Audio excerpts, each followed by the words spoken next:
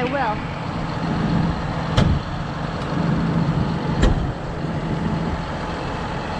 Ay!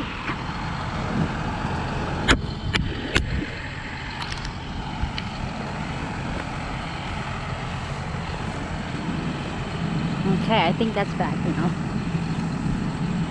There you go. All right.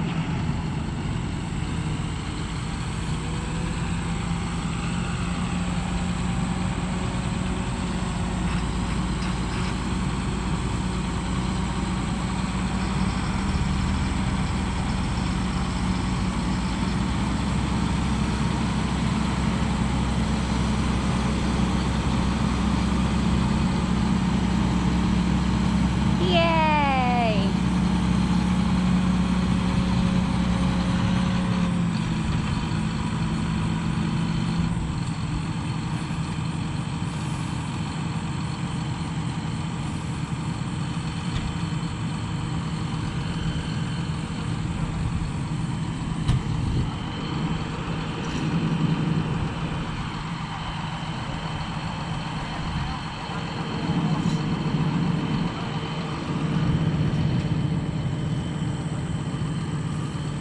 That was quick.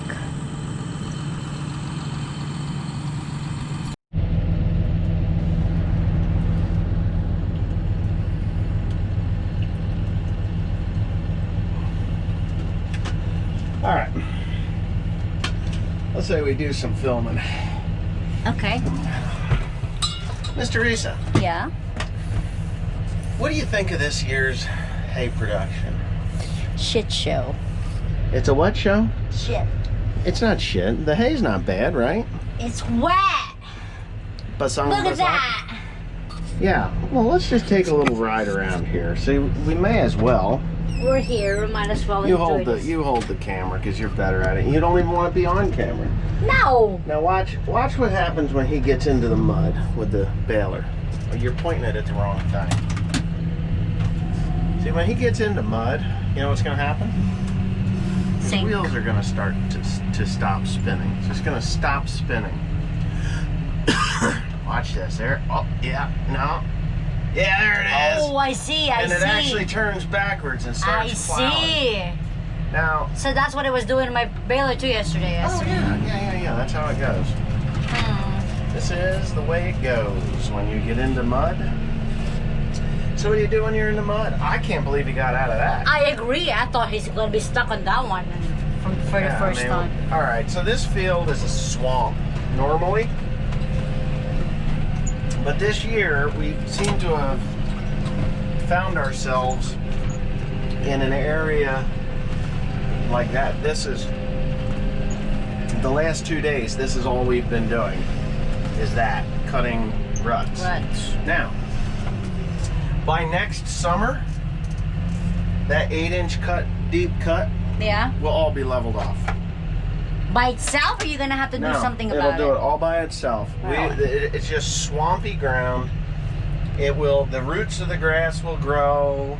The rain will erode the mud that's caked and pushed up out of the way.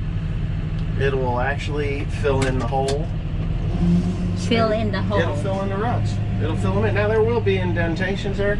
I've done this to this field many times. I think it's actually smoother than when I first started to farm this farm. Oh, it's more rougher. Well, I'm going to tell you what this was. This was an idiot's work. There's a guy in the area, I call him Dumb Fuck Chuck. I don't know if I've ever told anybody why I call him that. Do you think I've ever told anybody? No. Okay, so this guy's name is Chuck, and I call him Dumb Fuck Chuck because once upon a time, I was friends with him. Was, past tense. I mean, I just don't talk to him anymore. He's just, anybody that dumb has just gotta, I'm sorry. Anyway, he comes to me and we're talking about his new girlfriend and how she is pregnant. And he says, I just don't get it. Why do these girls keep getting pregnant? And I stood there dumbfounded. Like, you don't know? I mean, you don't know? Well, they shouldn't be. I was like, okay. You're fucking them, right? You're actually fucking them, or are they just getting pregnant without sex? Well, yeah, but they're supposed to take care of these things. It's like, you mean to tell me that you're having sex with these women and you're not taking precautions like A, a condom, B, pull it the hell out, C, ask a question. Are you taking birth control or any kind of contraceptive? And if the answer is no, don't stick it in her. If the answer is yes, go get a condom. I mean, it was like a game show, you know? Guess what the problem is? So anyways, he has, I think, what's he got? He's got 6 children, 6 legitimate children. 6. 2 different women. There's Jen and there's Heather. All but one are boys. The girl's name is Haley. Real nice family, you know. I mean, there's nothing wrong with the kids. I think they're hard-working kids. They seem to be pretty well-rounded, even though some of the things that go on are fucked up in this world. But yeah, you know. But I'll never forget that. So there's nothing really against Chuck, other than at that moment, that was the dumbest thing I've ever heard come out of a human being's mouth. That's why you call him Dumb Fuck That's Chuck. why I call him Dumb Fuck Chuck. So, you know, I mean, honestly, I don't dislike Chuck at all. I don't dislike him. I know he's two-faced and he lies. Once upon a time, Dumb Fuck Chuck had stopped. I was combining corn and it had snowed and the snow had drifted into the corn, and it was just really a bad year to get corn off. And the combine we had at the time was just absolute garbage. And, you know, times were tough and the corn was there. And he says, oh, hey, do you think that I could collect that corn that's left behind, you know, that fell on the ground, so I can feed it to my mother's animals or whatever? I don't know what she had. Okay. Goats, I think it was what he told me. His mother had goats. And I says, yeah, go ahead, you know. I mean, what the combine doesn't get is going to lay there on the ground and rot anyway, so go ahead and do it. Well, I wasn't done picking the corn, and I thought maybe he had mistakenly thought that I was done picking at that time, but I had problems with the combine. I had to go home with it. Anyways, I come back, and there was like a couple of pickup truckloads of corn stripped off of the stalks. And I had said something to him. Oh, no, I didn't do that. I wouldn't do that.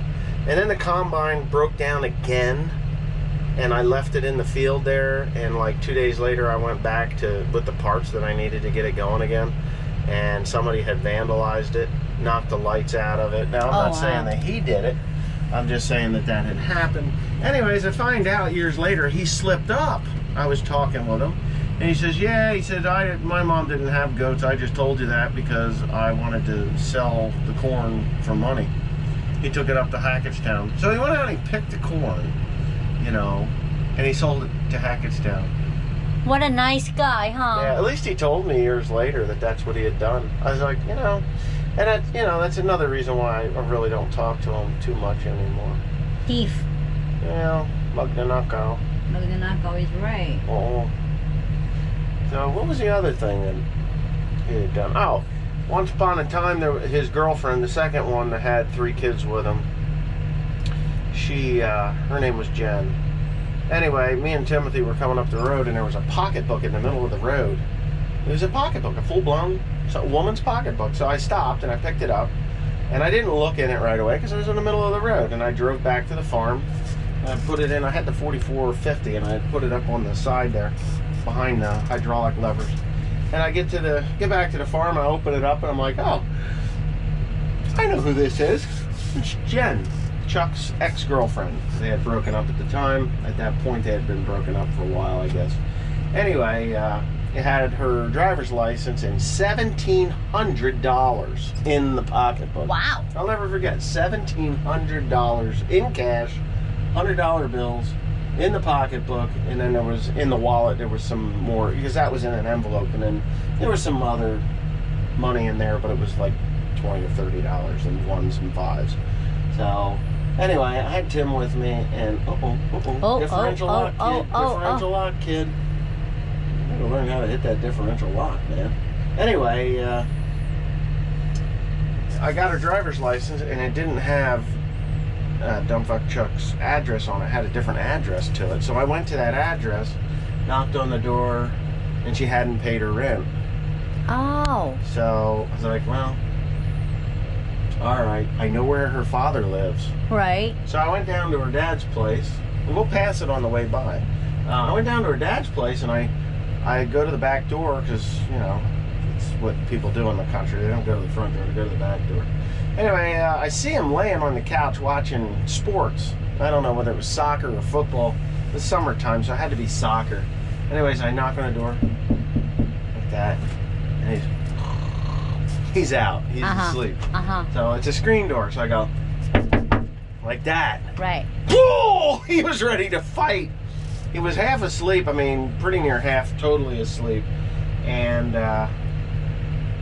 he comes over, yeah, what? And I'm like, hey, I found Jen's pocketbook in the middle of the road. And I just wanted to make sure that she got it because there's like a lot of money in there.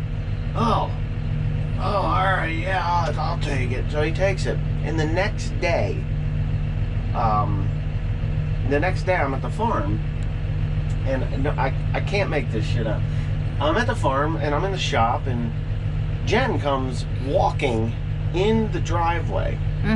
Walking. My sister Wendy was there, and Wendy says, hey, there's somebody here to see you.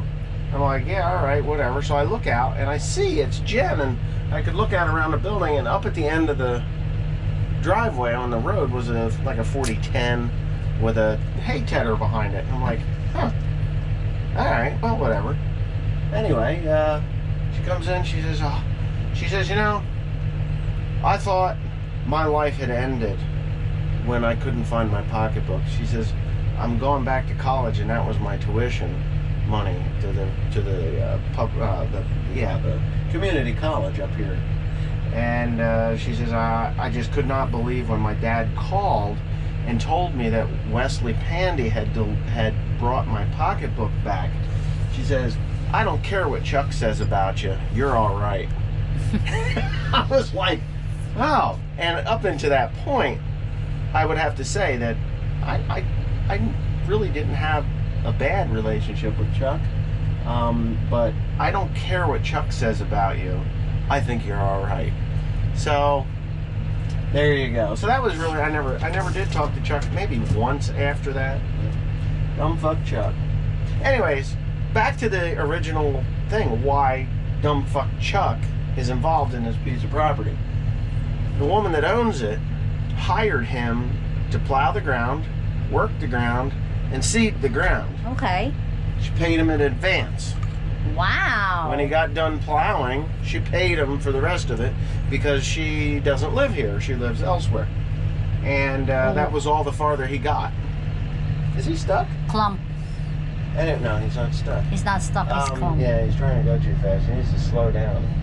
Anyway, so Chuck plowed it and took the money and never finished the job. Claimed it got too wet. So this ground was only ever plowed, moldboard plowed. And oh my God, the first time I came in here, it was just like this. Mud, rutted it up, rougher than a bear's ass, until finally, I got through it. And, but several years we did it, and it was just always just rough. And then we had 2017 was wet in here. I did everything else, but this was wet. 2017, I didn't do anything here. That was it. Couldn't do it. 2018, wet, beyond wet. Could not. I mowed it, and it rotted here. Last year, mowed it, rotted here. This year, we're not letting it rot. I got too much money in it, fertilizer-wise, So, looks like it's gonna, other than the ruts that it's got. We did a lot here, actually, yesterday. Yeah, no, there's quite a few bales. Usually it's good for about 25, 30 bales. When you get it, So, The 7930. The tires that are on the 7930 and the 8530 are the same size tires. Those tires will go through mud. Oh, they're the Better same than the size, ones- huh? Oh yeah, better than the ones that are on the 8120. The tires that are on this tractor will go through the mud better than the tires on the 8120. These are 71070 R38s. Those are 650 85 38s. The ones on the tractor on the 8120 I think are 620. Those are 650s I think, or 680s. 650 85 38s. The ones on the 8120 are 620 75 70 42s. They might be 65 42s. They might be 65. They're really low profile. They just don't have the bite that these tires have. And I'll get stuck with that 8120 way more than I will anything else. Like this, the 4960 has 71070 R38s on it, and those tires are unbelievably. They just pull everything through. You don't get stuck with the 81 or the 4960. They're 74 or they're 71070s. And I've been stuck with 71070s, and it's always been a motherfucker to get out. But anyway, I guess that's it. You can shut that off.